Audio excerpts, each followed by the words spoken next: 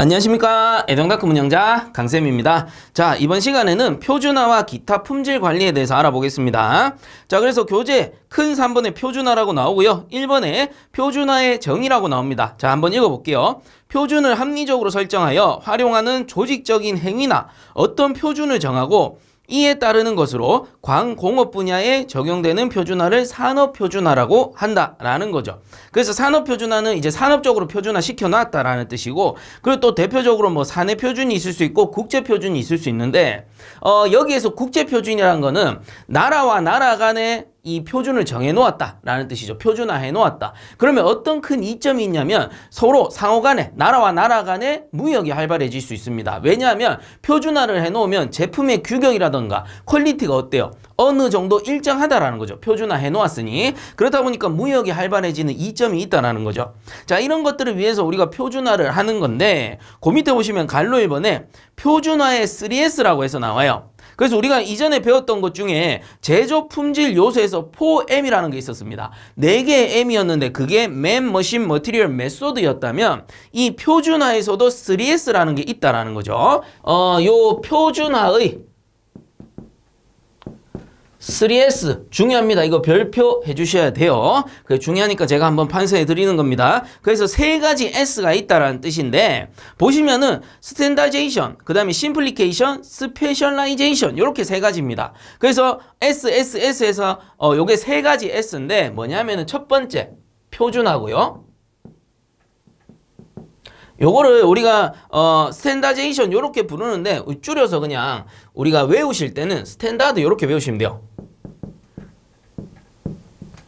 요렇게 해서 알아두시면 되고요. 그 다음에 단순화는 심플이잖아요. 단순화 줄여서 제가 적는 겁니다. 여러분들 알기 쉽게. 그래서 심플 이렇게 보시면 되고, 그 다음에 전문화,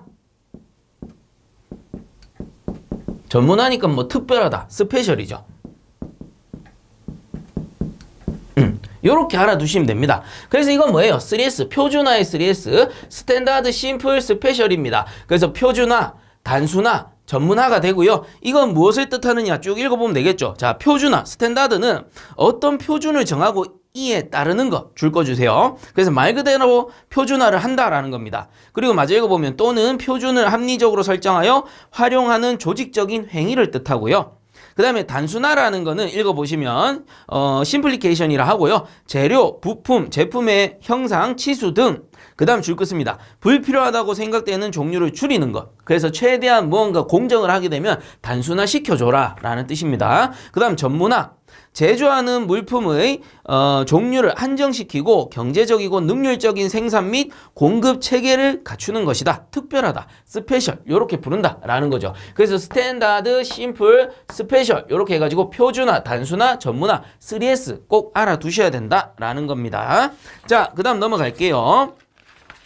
자, 넘어가 보시면 갈로 2번에 표준, 규격, 기능에 따른 분류 뭐 이렇게 나오는데요. 여기서는 전달 규격만 보시면 됩니다. 그래서 동그라미 1번에 전달 규격이라고 해서 읽어보면 계량 단위, 제품의 용어, 기호 및 단위 등과 같이 물질과 행위에 관한 기초적인 사항을 규정하는 규격으로 그 다음 줄 것입니다. 기본 규격이라고도 한다라는 겁니다. 그래서 뭘 알아두느냐? 아, 전달 규격을 기본 규격이라고 하는구나. 이렇게만 알아두시면 된다는 거예요.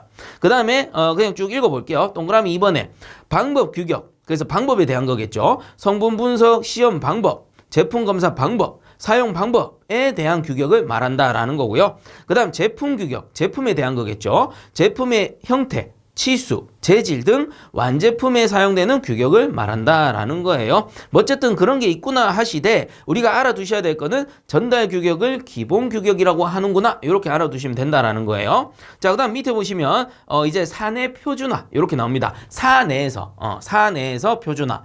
그래서 갈로 1번에 보시면 사내 표준화의 개요라고 해서 쭉 읽어볼게요. 특정 기업 내에서, 자, 어떤 기업 내에, 회사 내 이런 거죠.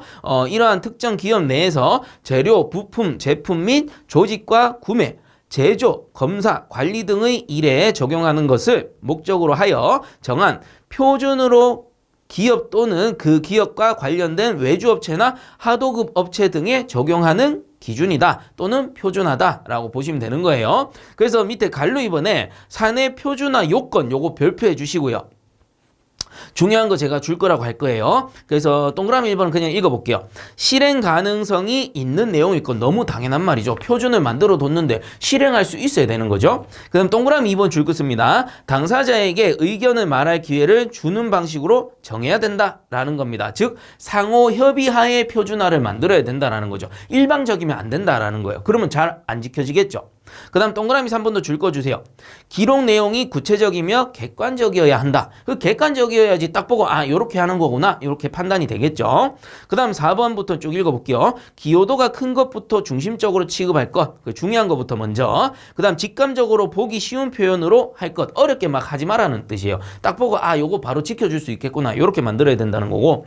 그 다음에 6번에 적시의 개정 향상시킬 것. 그래서 뭔가 문제가 있으면 계속 지속적으로 보완을 해줘야 된다. 이런 뜻이고요. 그럼 동그라미 7번 줄 거 씁니다. 장기적 방침 및 체계화로 추진할 것. 그래서 최대한 지켜질 수 있도록 장기적으로 지켜질 수 있도록 만들어줘야 된다는 거고요. 그 다음 8번도 줄 거 주세요. 작업 표준에는 수단 및 행동을 직접 제시할 것. 그래서 추상적이지 아니해야 된다라는 거죠. 딱 보고 아 요렇게 해야 되는구나. 그래서 어찌 보면 다 비슷비슷한 내용입니다. 그래서 여러분들이 뭐 외우실 수도 있지만 어때요? 딱 읽어보면 아 그렇구나 하는 감이 오시죠. 이 사내 표준화라는 것은 뭐 표준화라는 게 다 똑같아요. 모두가 지킬 수 있게 간단하게 만들어야 된다. 이런 뜻이에요. 그 지속성이 있어야 된다. 요것만 생각하시면 관련된 문제가 나오면 어차피 우리는 뭡니까? 사지선다형에서 이 답을 찾는 거기 때문에 요거는 이건 좀 아닌 것 같은데 그러면 이제 오답을 찾을 수가 있는 거죠. 그래서 이해 위주로 가시되 외우시려면은 딱 포인트만 외워달라라는 거고요. 그래서 줄을 꺼드린 겁니다. 자, 그 다음 밑에 넘어갑니다. 3번에 국제표준화 보시게 되면 갈로 1번에 국제표준화의 개요라고 해서 읽어볼게요. 국제적 표준을 기초로 성립하고 국가적 표준은 국내의 단체 표준 및 사내 표준을 기초로 한다. 따라서 국제표준을 정점으로 하여 그 다음 줄 것입니다. 그 아래에 국가표준, 단체 표준 및 사내 표준의 차례로 표준화가 형성된다라는 겁니다. 그래서 제일 최상위에는 국제표준이 있다. 이렇게 알아두시면 되고요. 그 밑에 국제표준화의 의의 나오는데 이거 별표합니다. 4가지 나오는데 꼭 알아두셔야 돼요. 그래서 읽어보시면 이해가 가실 거예요. 1번에 보시면 각국 규격의 국제성 증대 및 상호 이익을 도모할 수가 있다는 겁니다. 그 왜 그래요? 국제표준을 정해놓으면 국가 간의 표준이 일치하는 거잖아요. 그렇기 때문에 어때? 무역이 쉬워요. 즉 수출 및 수입이 쉽기 때문에 상호 간의 이익을 도모할 수 있다라는 소리고요. 그 다음 동그라미 2번에 보시면 국제 간의 산업기술 교류 및 경제거래의 활성화. 그래서 무역의 장벽을 제거한다 이렇게 나오잖아요. 무역의 활성화되니까. 그 다음 동그라미 3번에 보시면 각국의 기술이 국제 수준에 이르도록 조장할 수 있다. 즉 기술을 발전시킬 수 있다는 겁니다. 그 규격화해 놓으니까 또 표준화해 놓으니까 거기에 맞춰서 기술이 발전될 수밖에 없는 거죠. 그 다음 동그라미 4번에 보시면 국제분업의 확립, 개발도상국에 대한 기술 개발의 촉진. 어찌 보면은 뭐 3번 항목과 비슷한 항목이다 라고 볼 수 있습니다. 그래서 이게 외울 게 없죠. 보시면 이해가 갈 거예요. 국제 표준을 정해놓으면 아 이러한 특성이 있겠구나 딱 보시면 아시잖아요. 자, 그래서 이렇게 이해하시고 넘어가도록 할게요. 자, 이제 큰 4번 기타 품질 관리 한번 보겠습니다. 그래서 그 밑에 보시면 1번에 품질 관리의 기본 도구라고 해서 나오는데 요 품질 관리 기본 도구 같은 경우는 문제에 꽤나 나오는 편이에요. 그래서 요거는 한 번 정도 잘 이해해 보시기 바라고요. 그래서 보시면 갈로 1번에 파레토도 이렇게 나오는데 줄을 쭉 닦아주세요. 가로축에는 부적합 항목, 세로축에는 부적합 수 또는 손실 금액을 표시하는 그래프로서 항상 가장 많은 항목을 왼쪽부터 크기 순으로 그리게 되며 기타 항목은 크기에 상관없이 제일 오른쪽에 배치하도록 한다라는 뜻입니다. 자, 그래서 이게 뭐냐면 파레토도라는 거는 이렇게 그립니다. 우선은 세로축과 가로축이 이렇게 있을 텐데 가로축 같은 경우에는 부적합 항목이라고 돼 있죠. 그래서 예를 들면 이런 거예요. 홈의 분량, 홈 분량, 불량한 사유 이렇게 보시면 되죠. 그 다음에 표면이 불량하다, 표면 불량. 제가 쭉 한번 적어볼게요. 그리고 얼룩이 발생할 수도 있고, 그 다음 뭐 벗겨짐 이런 것들이 발생할 수도 있고, 그리고 세척 불량, 세척 불량. 요런 뭐예요? 부적합 항목들이에요. 부적합이 됐는데 어떤 항목들이 있느냐 이렇게 나열을 하는 겁니다. 그럼 세로축 같은 경우는 어떻게 되냐면 부적합 수가 돼요. 그래서 부적합 수가 요게 뭐 예를 들어 1000개다. 그다음 가운데는 500개 뭐 이렇게 나오겠죠. 자, 그래서 좌측부터 뭐냐면은 이 부적합 개수가 많은 것부터 그린다라는 거예요. 그러면 이쪽부터 이렇게 나오겠죠. 이런 식으로 그려지게 된다라는 거예요. 이런 식으로. 자연스럽게. 그래서 좌측이 부적합 개수가 가장 높은 놈이고 이쪽으로 갈수록 줄어든다라는 거고요. 그 다음에 기타 항목은 어때요? 기타 항목은 마지막에 보시면 크기에 상관없이 제일 오른쪽에 배치한다. 그래서 여기가 이제 기타가 되는 것이고 이 기타는 점점 작아지는 게 아니고 크기에 상관없이 제일 우측에 그냥 이렇게 표시해 준다라는 겁니다. 자, 요런 걸 이제 파레토도라고 하는 거예요. 그렇다면 교재에 보시면 동그라미 1번에 파레토도의 특징을 보시게 되면 자, 파레토도 특징 요 세 가지가 나오는데 기역, 니은, 디귿 있죠? 이렇게 나오는데 요거 이렇게 묶어서 별표합니다. 중요한 거예요. 쭉 한번 읽어볼게요. 현재의 중요 문제점을 객관적으로 발견할 수 있다. 그래서 어때요? 제일 이제 부적합 개수가 많은 게 좌측에 있으니까 이 홈 분량이 가장 문제구나 이렇게 객관적으로 딱 볼 수가 있는 거예요. 그 다음에 니은에 보시면 제일 많은 한두 개의 부적합품 항목만 없애면 부적합품은 크게 감소한다라는 거죠. 그래서 여기서는 홈의 분량 또는 표면 분량이 가장 분량률이 높은 거니까 여기에 좀 신경 써서 이 두 가지 항목을 없애버리면 어떻게 돼? 나머지 이제 분량품의 개수가 엄청 줄어버린다라는 뜻입니다. 그 다음 디귿에 보시면 도수 분포의 응용수법으로 중요한 문제점을 찾아내는 것으로서 현장에서 널리 사용된다. 그래서 왜? 이 부적합 개수가 가장 많은 게 좌측에 있기 때문에 제일 문제점이 되는 거를 바로바로 확인할 수 있다라는 겁니다. 그래서 이렇게 파레토도의 특징 잘 기억을 해 주시고요. 자, 그 다음 밑에 갈로 2번에 특성 요인도 한번 보겠습니다. 그래서 쭉 한번 읽어보면 이시카와 박사가 어떤 결과에 요인이 어떻게 관련되어 있는가를 잘 알 수 있도록 작성한 그림으로 어떤 결과물, 이게 특성이죠. 특성이 나온 원인, 요게 요인입니다. 그래서 특성 요인인데 이러한 요인들의 구성 형태를 줄 것입니다. 브레인스토밍법. 브레인스토밍법 중요해요. 브레인스토밍법을 사용하여 원인과 특성을 찾을 수 있도록 표현한 것이다. 일반적 요인으로 포엠, 맨, 머신, 머티리얼, 메소드를 사용한다. 그래서 갈로에 줄을 쭉 꺼주시고요. 그림의 형태가 생선뼈 모양을 한다고 해서 어골도라고 부르기도 한다라는 거예요. 자, 그래서 특성 요인도인데 이 특성 요인도는 브레인스토밍법이 사용이 된다. 요거 중요해요. 브레인스토밍법. 이 사용되어지더라. 요것도 이제 뒤에 나오긴 하는데 특성 요인도의 브레인스토밍법 사용한다. 이거 꼭 알아두셔야 돼요. 그래서 문제에서는 그냥 문제에서 물어봐요. 브레인스토밍법을 이용해서 뭔가를 만들었다. 그럼 특성 요인도가 되는 거고 아니면 반대로 특성 요인도인데 뭐 어쩌고저쩌고 해가지고 브레인스토밍법 여기 이제 보기에 나올 수도 있는 거고요. 자, 이런 식으로 두 개가 연관이 크다라는 거 꼭 알아두시기 바랍니다. 자, 그래서 왜 어골도라고 하느냐, 어떻게 그려져 있느냐 그려보면 되겠죠. 그래서 이런 겁니다. 특성 요인도는 뭔가 문제가 있을 때 그 요인을 찾는 거기 때문에 예를 들어서 제가 요 보드마카를 제작한다고 한번 해볼게요. 근데 보드마카를 제작해냈는데 뭔가 문제가 발생한 거예요. 그래서 그 문제가 뭐냐? 보니까 치수 오차가 발생하더라. 그래서 이게 설계도와 치수가 다르게 나오더라. 그럼 뭔가 문제가 있다라는 거예요. 그래서 그거를 찾아봐야 되는데 어떻게 하느냐? 찾기 위해서 브레인스토밍법으로 원인을 찾게 된다라는 거죠. 그래서 이 브레인스토밍법이라는 게 어떤 방식이냐 하면은 자유로운 그룹 토의 방식을 얘기하는 거예요. 그래서 그룹을 만들어서 전문가들이겠죠. 전문가들을 그룹 지어서 딱 모아놓고 자유로운 분위기에서 토의를 하게 하는 거예요. 그럼 서로 간에 토의를 하면 어떻게 해야 돼? 이런 의견 저런 의견 막 엄청나게 많은 의견들이 나올 거 아닙니까? 그럼 이게 나중에 이제 합치돼 가지고 그 원인을 조금 더 정확하게 찾을 수가 있겠죠. 중요한 것은 자유로운 분위기에서 해야 됩니다. 억압적으로 해버리면 그 원인들이 잘 안 나오겠죠. 자, 그런 식으로 이제 그룹 토의 방식, 자유로운 그룹 토의 방식을 브레인스토밍법이라고 하는데 그렇게 해서 원인들을 한번 찾아보니까 이런 것들이 발생하더라. 처음에는 측정에 문제가 있었다. 측정. 이게 무슨 말이냐? 우리가 이 보드마크를 찍어냈을 때 이 치수를 재는 뭐 측정 장비가 있겠죠. 자가 있을 수도 있고 뭐 이런 것들. 이런 장비에 뭔가 문제가 있더라. 측정 장비에 뭔가 문제 있었다. 측정 방법에 뭔가 문제가 있었다. 이렇게 볼 수 있는 거죠. 자, 첫 번째 원인이었고요. 그 다음에는 이제 환경적인 원인이 있더라. 환경. 요건 뭐냐면 그냥 쉽게 말하면 생산 설비 주변에 온도 습도가 맞지 않다거나 이 생산용 공작 기계에 먼지가 쌓였다거나 혹은 전류량이 맞지 않다거나 요런 것들을 이제 환경이라고 볼 수 있는 겁니다. 환경에 문제가 있더라. 또는 이제 재료에 문제가 있을 수도 있어요. 재료.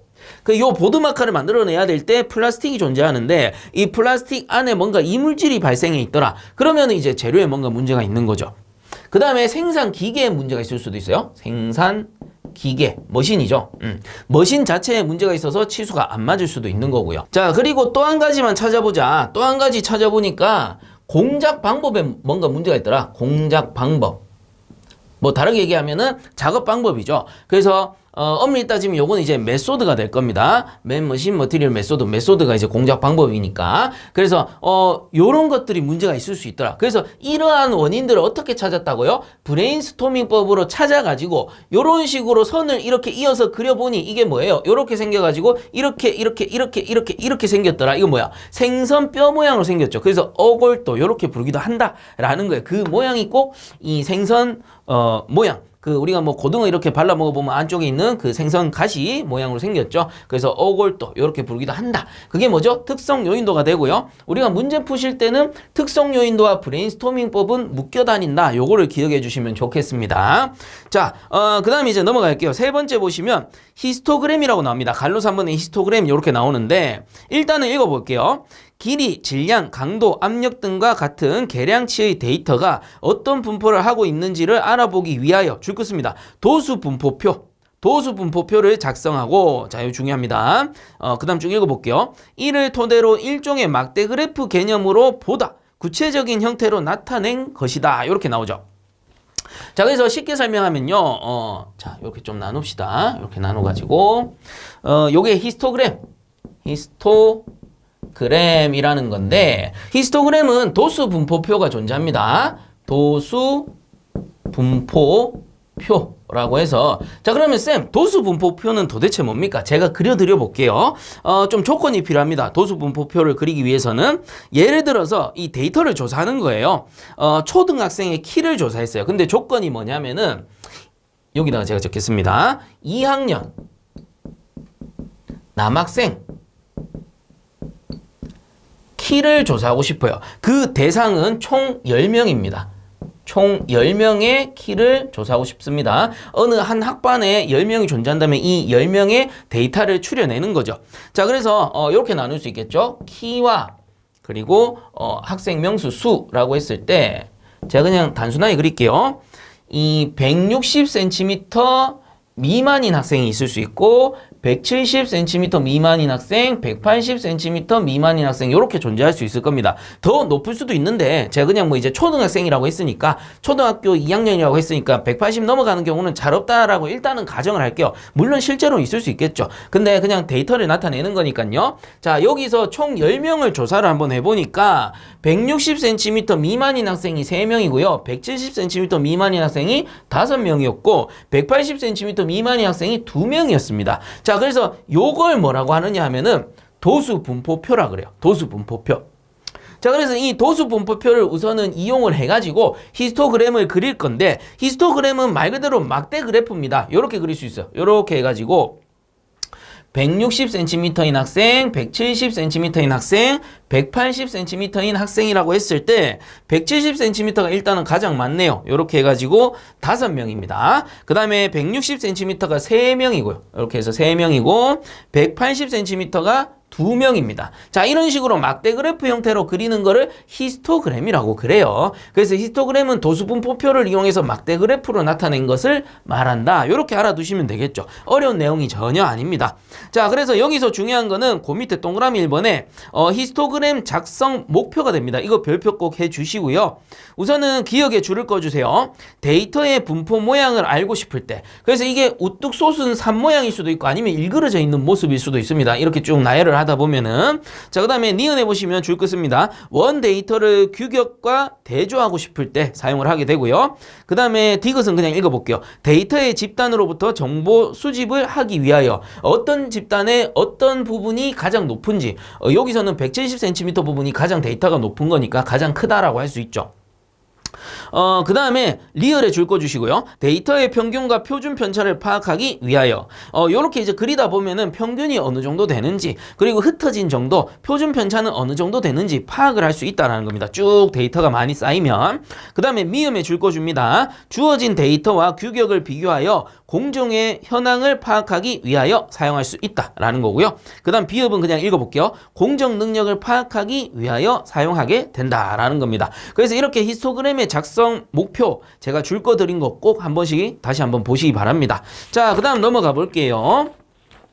자, 넘어가 보면 동그라미 2번에 히스토그램 사용 용어라고 돼 있는데 기억해 보시면 채빈수, MO라고도 하고 우리 이미 배웠죠. 줄 긋습니다. 도수 분포표에서 도수가 최대인 곳의 대표치를 말하는 것으로 모드, 채빈값이라고도 부른다라는 거예요. 그래서 저는 여기서는 3개밖에 안 그렸는데 예를 들어 데이터가 많아요. 그럼 이렇게 하고 이렇게 그리고 이렇게 그리고 이렇게 그리고 뭐 이런 식으로 우리가 종 모양으로 그리는 거를 뭐라고 했습니까? 정규 분포라 했죠. 그래서 이런 식으로 그려졌다라고 친다면 여기서 어때요? 채빈수를 구할 수 있죠. 가장 데이터가 많은 곳, 뭐 엄밀히 따지면 평균치가 될 수 있는데 평균치가 이 정규 분포에서는 데이터의 크기 가장 크니까 그게 곧 평균이면서 채빈수가 될 수 있다라는 거죠. 그래서 이 부분이 채빈수 또는 채빈값 이렇게 부를 수 있는 겁니다. 최고의 빈도값. 그래서 여기서도 똑같이 부른다라는 거고요. 그 다음에 니은에 보시면 비대칭도, 그래서 비대칭의 방향 및 정도를 나타내며 외도라고도 한다. 그래서 요거 이제 정규 분포일 때 이렇게 생겼는데 우리가 데이터를 나타내다 보면 어느 한쪽으로 쏠려 있을 수도 있잖아요. 그래서 이렇게 쏠려 있는 거를 외도라고 한다. 그 정도를 비대칭도라 하는 거고, 그 다음에 첨도라는 거는 분포 곡선에서 정점이 뾰족한 정도를 나타내는 측도를 말한다. 그래서 요 이제 뾰족한 정도, 이제 우뚝 솟았을 때 이 우뚝 솟은 정도를 얘기한다라는 겁니다. 요 부분도 그렇고 뭐 쏠려있든 말든 어쨌든 제일 꼭지점을 얘기하는 거죠. 어느 정도 우뚝 솟아 있느냐 이런 걸 나타내는 거예요. 그래서 요렇게 정리를 좀 해주시면 될 것 같고 그 밑에 내용은 우선은 좀 지우고 다시 한번 봅시다.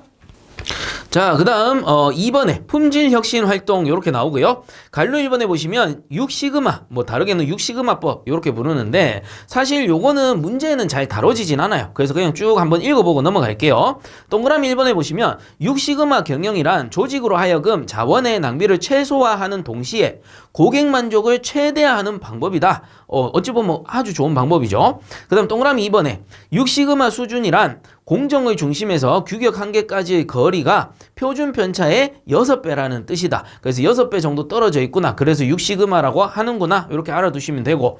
그럼 동그라미 3번에 6시그마의 추진은 최고 경영자의 강력한 의지를 바탕으로 경영자가 주도적으로 추진하여야 하며 명확한 방침과 고객 만족을 위한 목표를 설정하고 올바른 6시그마 기법의 적용과 이해를 바탕으로 실행 단계에서 구체적인 CTQ를 도출하게 된다라는 겁니다. 여기서 CTQ라는 거는 Critical to Quality라고 해서 중요 품질이라고 생각하시면 돼요. Critical to Quality, CTQ. 중요 품질을 다루는구나. 이렇게 보시면 되겠고요. 자, 그 다음 넘어갑니다. 밑에 보시면 갈로 2번에 브레인스토밍법. 요거는 중요하겠죠. 앞에서도 나왔으니까. 자, 그래서 브레인스토밍 법인데 자, 이게 많이 사용되었던 부분이 어디냐면 우리 앞에서 배웠습니다. 특성 요인도를 이 작성을 할 때 브레인스토밍법을 이용해서 원인을 찾는다라고 했죠. 그렇다면 이 브레인스토밍법은 어떤 방법이기에 그 원인을 찾을 수가 있느냐? 아주 간단하게 정리를 해드리자면 자유로운 분위기의 그룹 토의 방식입니다.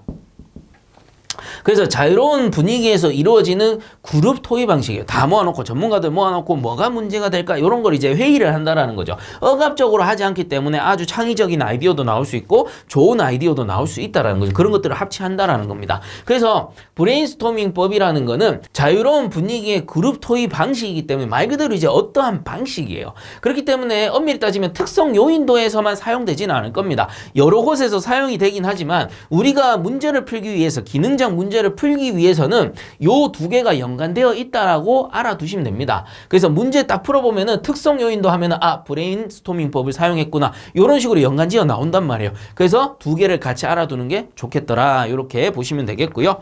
그래서 쭉 한번 읽어볼게요. 알렉스 오스본이 고안한 이 방법은 화합 인원 줄 것입니다. 6에서 12명으로 된 화합 멤버들이 자유분방하게 자유로운 분위기죠. 사고할 수 있는 분위기 속에서 그룹 토의 방식으로 여기까지 줄 거주세요.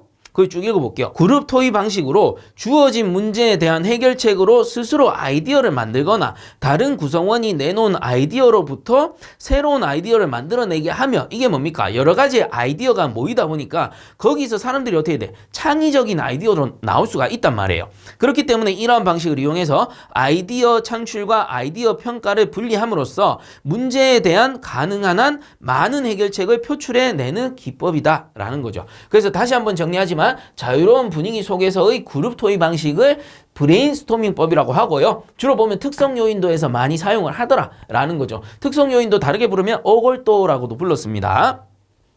자, 이렇게 알아두시고 그 밑에 보시면 동그라미 1번에 브레인스토밍법의 4가지 법칙 별표해 주시고요. 쭉 읽어봅시다.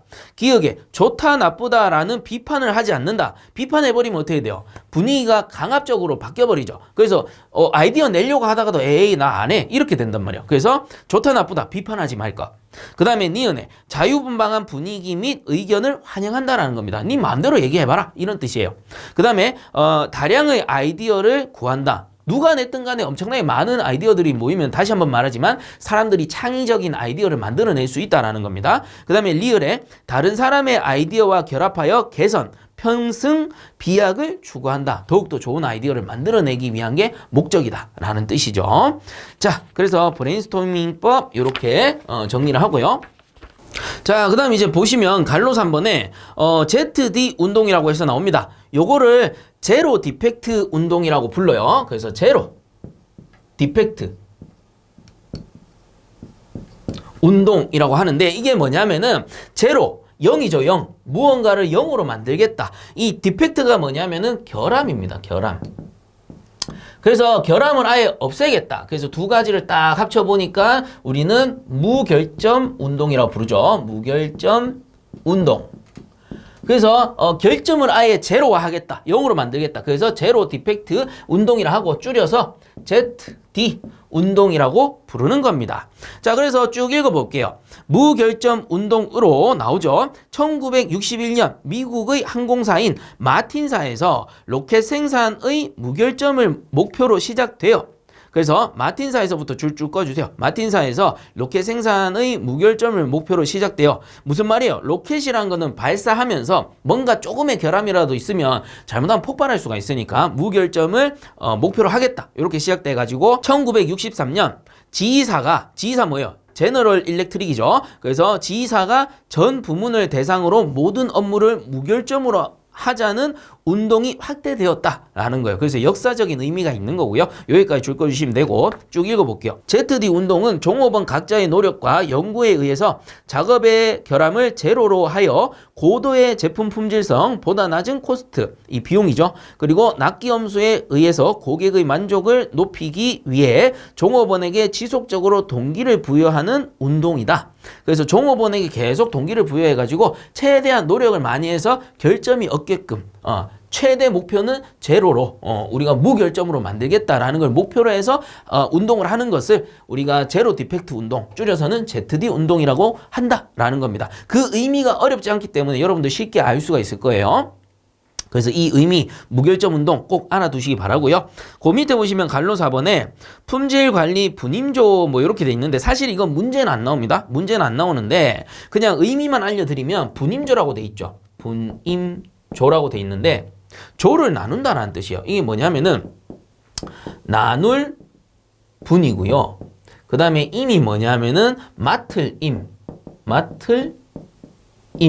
그래서 우리가 뭐 임무 이런 얘기 하잖아요. 그래서 무언가를 나누어 맡는다라는 뜻이에요. 나누어 맡는다. 그래서 조를 나눈다라는 거. 조. 분임조. 나누어 맡을 조를 결성한다. 이게 뭐예요? 품질관리 분임조라는 거예요. 조를 나누어 일한다. 그래서 쭉 읽어보면 회사 전체의 품질관리 활동의 일환으로 전원 참여를 통하여 자기개발 및 상호개발을 행하고 QC, 퀄리티 컨트롤이죠.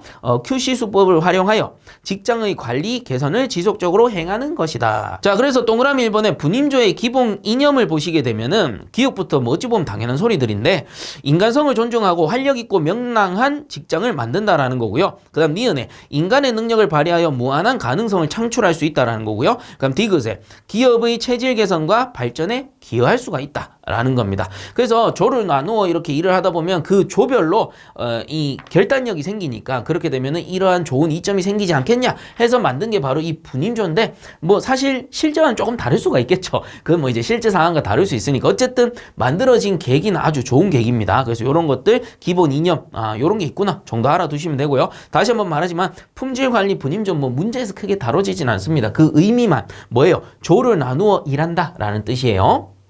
자, 이렇게 해서 공업경영 마지막 파트까지 마무리하도록 하겠습니다. 그래서 이렇게 하면 에너지관리 기능장 필기 이론까지 모두 마무리가 되는 거예요. 그래서 이 이론 강의 마지막까지 다 못 들으신 분들도 계실 겁니다. 근데 끝까지 들으신 여러분들이라면 분명히 합격하실 거고요. 제가 봤을 때는 합격 확률 이미 7, 80% 넘어갔습니다. 이후에 기출문제 들으시면서 마무리하시면 돼요. 마무리해가지고 어느 정도 문제만 봐도 답이 보일 정도로 이렇게 반복 숙달 하시면 충분히 합격하고 남을 겁니다. 근데 그런 건 있겠죠. 이 시험을 치다 보면 떨어질 수도 있습니다. 떨어질 수도 있어요. 물론 안 떨어져야 되겠지만 떨어질 수도 있어요. 근데 제가 느끼기로는 자격시험은 그렇습니다. 포기하지 않는 사람이 1등이에요. 뭐 한 번 떨어지고 두 번 떨어지고 의미 없어요. 한 번 떨어졌든 두 번 떨어졌든 세 번 떨어졌든 마지막에 가서 붙으시면 됩니다. 붙으시면요. 니 몇 번 떨어져서 자격증 땄냐 이런 거 안 물어보잖아요. 자격증에 그런 기록 없단 말이에요. 어쨌든 붙으면 끝나는 최종 합격하면 끝나는 거예요. 그래서 자격시험은요. 포기하지 않는 사람이 1등입니다.